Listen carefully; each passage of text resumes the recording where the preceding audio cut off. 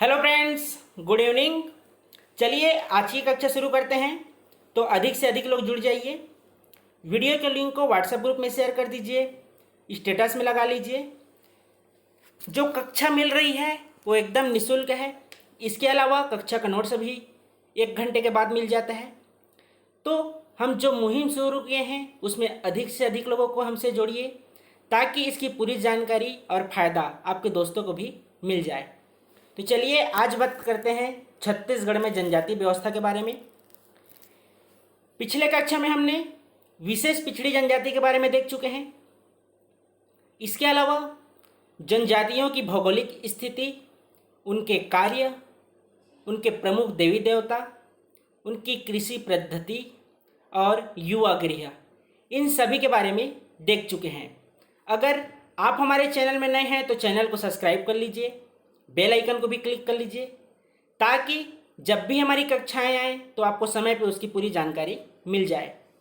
तो पहले बात करते हैं गौड़ जनजाति के बारे में। अगर आप जितने भी टॉपिक बताया हूँ मैं, इन सभी का वीडियो अगर देख लिए होंगे तो इसको आसानी से समझ जाएंगे। और अभी तक आपने नहीं देखे हैं तो चैनल में जाकर देख लीजिएगा, क्योंकि यहाँ से क्वेश्चन अक्सर देखने को मिलता है। तो बात करते हैं गौड़ जनजाति। तो यह छत्तीसगढ़ की सबसे बड़ी तथा प्रमुख जनजाति है। द्रविड़ मूल की यह जनजाति मुख्यतः दक्षिणी क्षेत्र में निवास करती है। देखेंगे कि इनका अस्तित्व प्रायः छत्तीसगढ़ के सभी जिलों में है। ये स्वयं को कायतोर कहते हैं, जिसका शाब्दिक अर्थ होता है पर्वतवासी निवासी। तो जो गौड़ जनजाति हैं वे कोड़ शब्द से बना है, जिसमें देखेंगे इसका अर्थ होता है पर्वत। तो इस तरह से जो गौड़ जनजाति है इनका शाब्दिक अर्थ होता है पर्वतवासी निवासी। आप साथ ही साथ नोट्स बनाते जाइए, आपका भी नोट्स तैयार हो जाएगा। नोट्स तो मिल जाएगा, लेकिन स्वयं के द्वारा लिखे रहेंगे वो जल्दी याद होता है। तो गौड़ जनजाति की सामाजिक स्थिति के बारे में देखते हैं। तो देखेंगे कि गौड़ जनजाति टोटम में विभाजित होती है। इसके बारे में हम पिछले कक्षा में देख चुके हैं।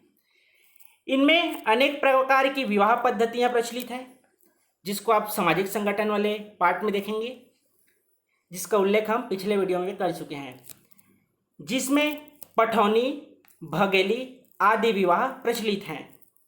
इसमें अधिमान्य विवाह भी प्रचलित है, जिसे दूध लौटावा पद्धति कहते हैं। देखेंगे कि इसमें ममेरे फुफेरे भाई बहनों में विवाह भी स्वीकार किए जाते हैं। जो गौड़ जनजाति हैं उसमें अतिथि संस्कार का भी महत्व होता है। अनाज की बात करें तो मोटे अनाज से बना पेय पदार्थ पेज प्रचलित है। इसका भी हम पिछले वीडियो में उल्लेख कर चुके हैं। अब देखते हैं इनकी आर्थिक स्थिति के बारे में और धार्मिक स्थिति के बारे में। तो पहले देखते हैं धार्मिक स्थिति। तो गौड़ जनजाति की धार्मिक स्थिति में देखेंगे तो इनके प्रमुख देवता हैं दुल्हा देव, बूढ़ा देव, नारायण देव। साथ ही साथ इनमें दंतेश्वरी देवी की आराधना प्रचलित होती है। तो यह हुआ इनकी धार्मिक स्थिति। अब देखते हैं इनकी आर्थिक स्थिति।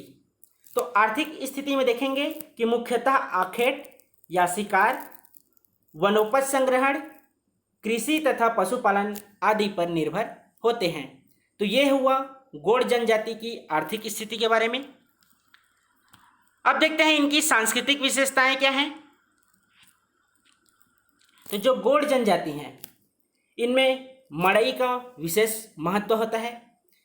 इसके अलावा ये द्रविड़ भाषा समूह की बोली का प्रयोग करते हैं। इनमें नोहडोरा अलंकरण की प्रथा होती है।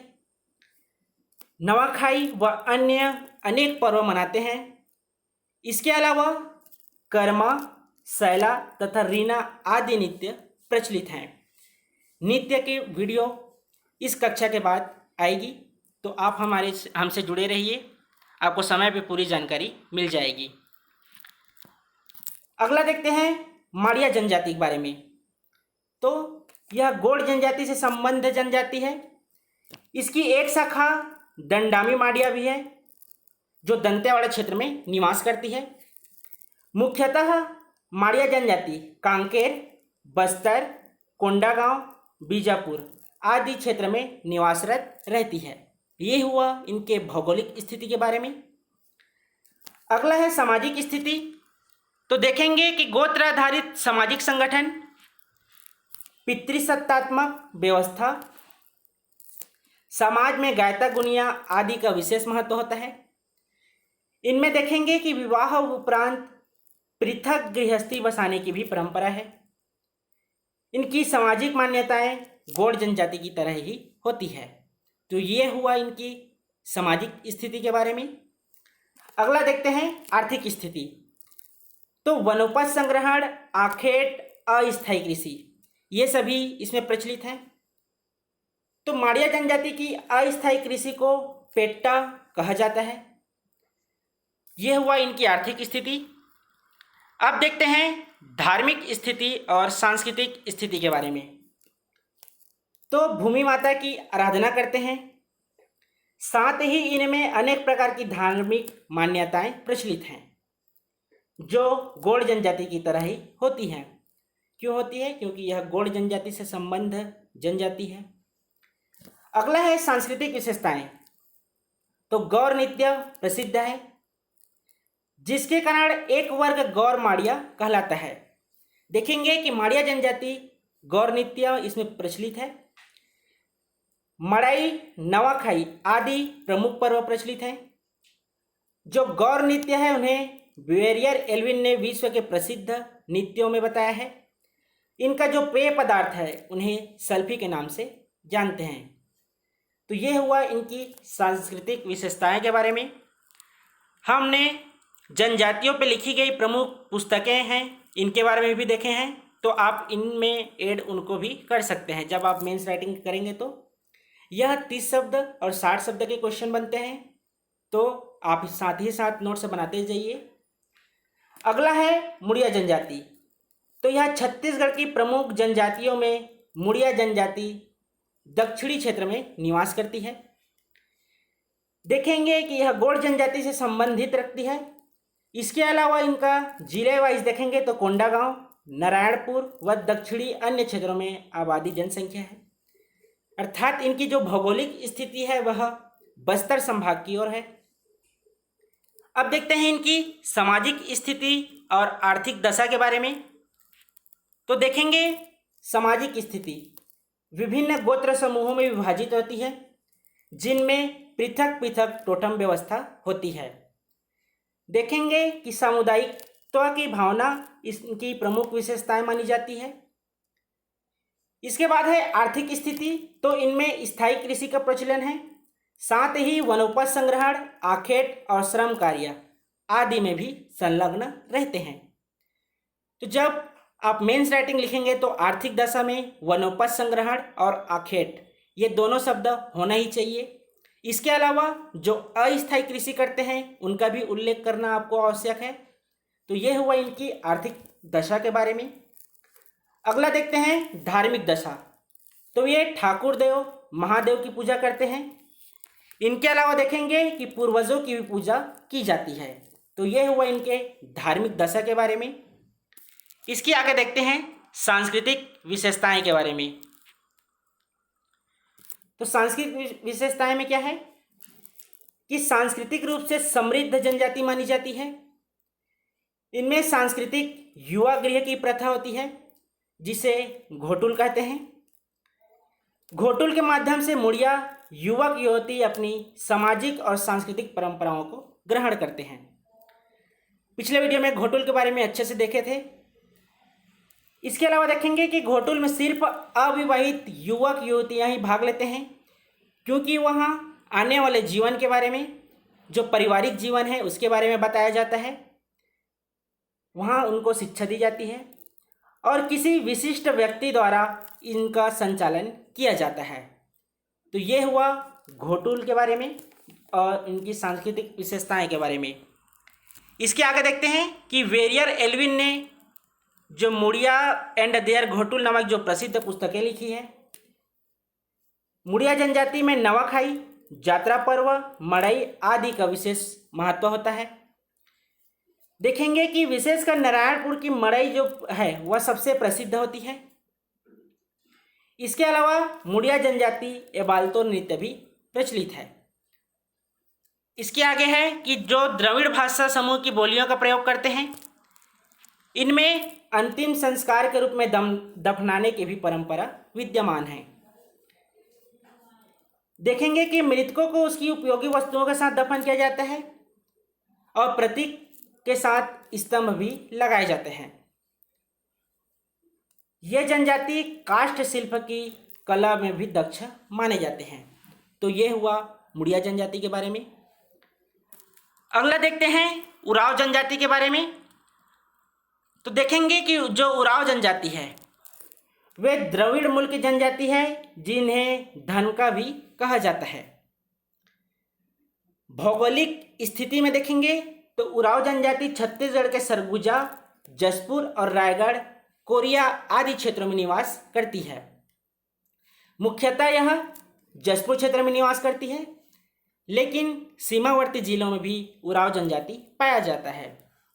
उसके बाद है सामाजिक दशा। तो देखेंगे मिंज, लकड़ा आदि समूह में विभाजित होते हैं। इनके अलावा पीतल और मोती के आभूषणों का प्रचलन होता है। इनमें जो प्रचलित जाति पंचायत हैं, इनका विशेष महत्व होता है, जिसके प्रमुख को महतो के नाम से जानते हैं। तो ये हुआ इनकी सामाजिक दशा।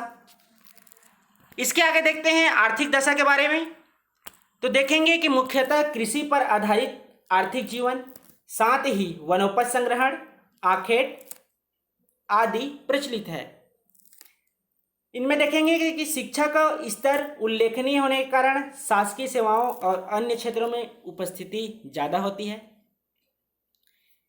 इसके अलावा देखते हैं इनकी सांस्कृतिक विशेषताएं के बारे में कि क्या क्या इनकी सांस्कृतिक विशेषताएं हैं।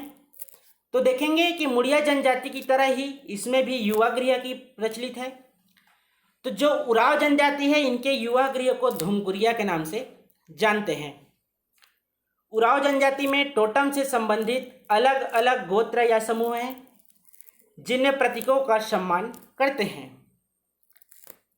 तो उराव जनजाति में कर्मा, सरहुल आदि जो नृत्य है वे प्रचलित हैं।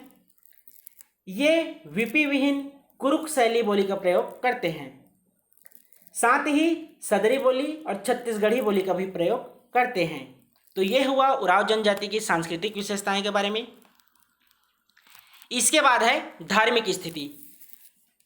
तो इनकी जो प्रमुख देवता है वे धर्मेश की आराधना प्रचलित है। इसके अलावा सूर्य का प्रतिरूप माना जाता है। इनमें महादेव पूजा और सरना देवी पूजा भी प्रचलित है। खास करके याद रखेंगे सरना देवी को। इनके पूजा स्थल को बगिया कहते हैं। ये हुआ उराव जनजाति के बारे में। अगला है भुंजिया जनजाति। इसके बारे में हम विशेष पिछड़ी जनजाति में देख चुके हैं, फिर भी इसको एक बार और देख लीजिए। इनकी भौगोलिक स्थिति देखेंगे तो भुंजिया जनजाति शब्द भूमजिया से उत्पत्ति हुई है।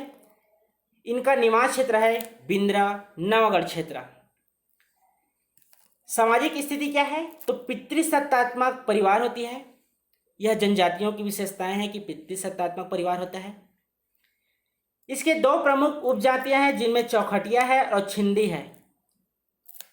पारस्परिक जाति पंचायत विशेष का महत्व है, जिनमें अधिकारी या पदाधिकारी का प्रायः वंशानुगत होती है। ये हुए भुंजिया जनजाति की सामाजिक स्थिति के बारे में। अगला है धार्मिक स्थिति। तो देखेंगे कि कछुआएं को जो विशेष पूजनीय है, जो कछुआ होते हैं उसे पूजनीय मानते हैं। इनकी मान्यता है कि पृथ्वी का जो है, पृथ्वी के जो कछुआ है उनके पीठ के ऊपर टिकी हुई है।